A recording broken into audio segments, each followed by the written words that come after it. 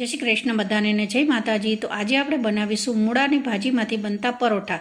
ભાજીને તૈયાર કરી દીધી ચોપિંગ કરી અને વ્હાઈટવાળો ભાગ લસણ મરચાં આદુ બધાને ચોપ કરી દેવાનું। સારું ચોપ થઈ ગયા પછી આપણે લોટ બાંધવાનો છે। બધી વસ્તુ ઉમેરી દેવાની છે ચોપિંગવાળી અને રેગ્યુલર મસાલા મીઠું તલ રેગ્યુલર આપણે પરાઠાનો રોટલીનો નોર્મલ લોટ છે દહીં છે અને ગોળના પાણીથી આપણે લોટને બાંધીને તૈયાર કરી દીધો છે। હવે આપણે અહીંયા પરોઠાને વણવાના છે। વણાઈ જાય પછી આ રીતે તમે ચોરસ શેપમાં ટ્રાયંગલ શેપમાં બી કરી શકો છો। જેવું તમારા ઘરમાં તમારા સભ્યો ખાતા હોય એ રીતે તમારે અહીંયા વણવાના છે। બનતા સુધી ટ્રાયંગલમાં પરોઠા સારા લાગતા હોય છે।